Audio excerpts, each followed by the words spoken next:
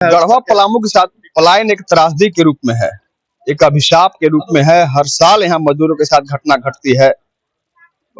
जैसा कि मालूम है कि गढ़वा के अनराज में घाटी में भी घटना घटी है कई बार।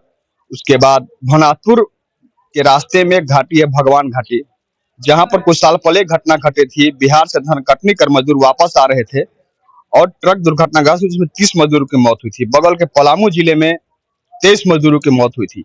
तो पलायन एक त्रासदी के रूप में है। आज गढ़वा जिला मुख्यालय से कुछ ही दूरी पर अनराज घाटी है, जहां उसके आगे एक जगह है जहां पर दुर्घटनाग्रस्त हुई। मजदूरों से भरी गाड़ी, रोज मजदूर आते हैं गढ़वा जिला मुख्यालय में रोजगार की तलाश में। कई बार ऐसा होता है कि शाम में वापस चले जाते हैं, रोजगार नहीं मिलता है, और अगर नहीं रोजगार मिलता है तो बाहर पलायन कर जाते हैं, जहां उन्हें रोटी की जगह पाले में उनकी मौत आती है। तो पलायन एक त्रासदी के रूप में है। आज तक इसकी स्थिति में बदलाव नहीं। समस्या तो आप खुद ही बता रहे हैं। यह जो दुर्घटना हुई है बिल्कुल लापरवाही के चलते। गाड़ी के जो ड्राइवर था, अब जिस तरह से भेड़ बकरी भर के लाया जाता है उसी तरह से मजदूरों को 30-35 मजदूर को एक साथ लाना और उस टर्निंग पर लापरवाही का नतीजा है कि आज हम लोगों को असमय हॉस्पिटल आना पड़ रहा है। और मूल चीज है कि दैनिक मजदूरी वाले हैं, ये तो प्रतिदिन आने ही आना है, उनको शाम को लौटना भी है, लेकिन सब सर्वप्रथम है कि लापरवाही के चलते हुआ है। और दैनिक मजदूरी अगर नहीं मिलेगा तो कैसे काम होगा, कैसे रोड चलेगा। जो गरीब हैं सब बिल्कुल अनुसूचित वर्ग के लोग हैं, सब भुइयां समाज के लोग हैं।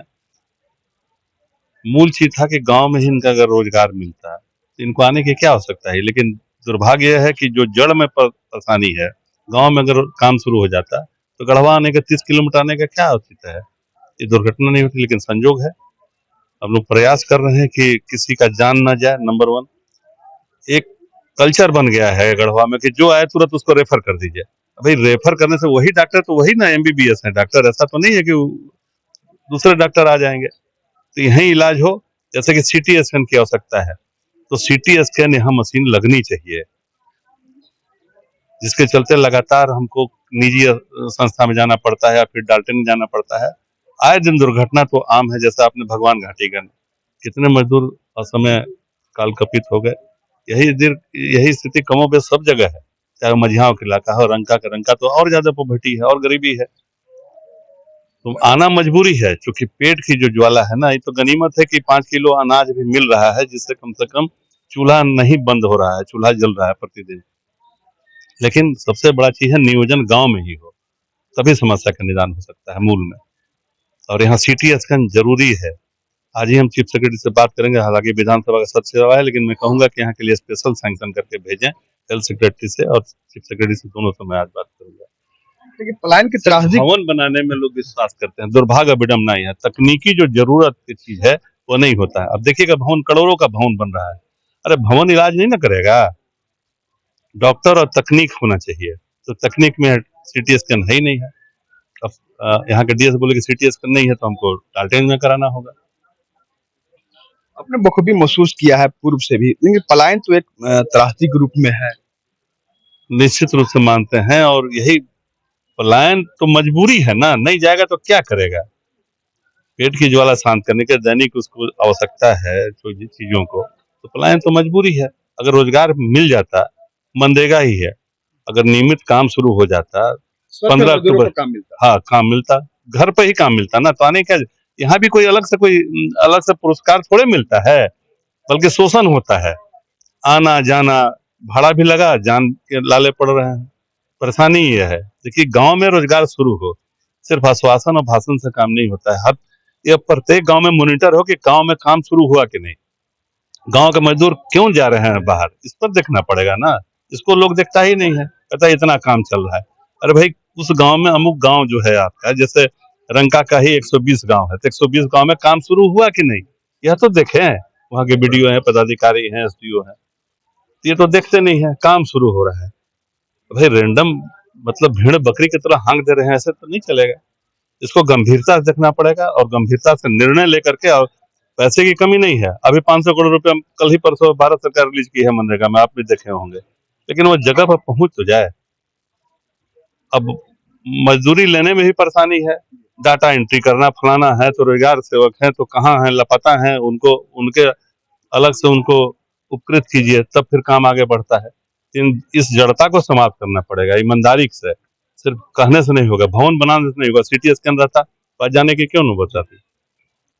कोविड काल में भी बहुत व्यवस्था हो रहा है, करोड़ों करोड़ रुपया का मशीन है, लेकिन आज फंक्शनली नहीं है।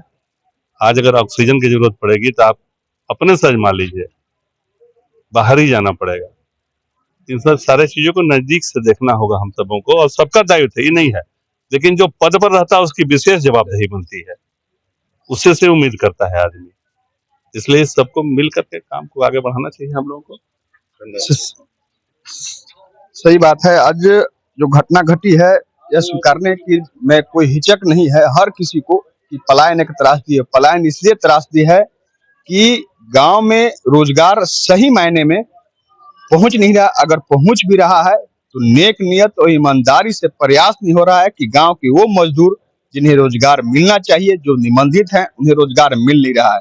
कई बार यह बात सामने आता है कि गांव में जो काम चल रहा है, विकास योजनाएं संचालित हो रही हैं, उसे जेसीबी से, अन्य गाड़ियों से काम कराया जा रहा है, मजदूरों को रोजगार नहीं मिल रहा है। नतीजा होता है कि वही मजदूर रोजगार की तलाश में या तो गांव से निकलकर जिला मुख्यालय पहुंचते हैं, जहां पर हमें रोजगार मिले, काम मिले दिन भर, और शाम में जब मैं घर लौटूं तो उन्हीं मजदूरी से जो मजदूरी मिले, घर में दो निवाला खुद के साथ साथ पूरे परिवार को मिले। लेकिन ऐसा कमोबेश होता नहीं है।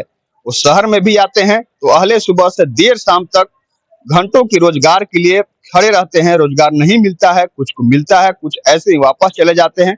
जब वो घर लौटते हैं उनके मन में एक टीस रहती है। जब घर वो पहुंचते हैं, उनके बाल बच्चे, उनकी पत्नी जो चाहत होती है कि हाँ शाम में लौट रहे हैं तो कुछ लेकर आएंगे अनाज, ताकि घर का चूल्हा जलेगा, लेकिन ऐसा हो नहीं पाता है। घर में चूल्हा उनका ठंडा पड़ा रहता है, उन्हें भूखे सो जाना पड़ता है।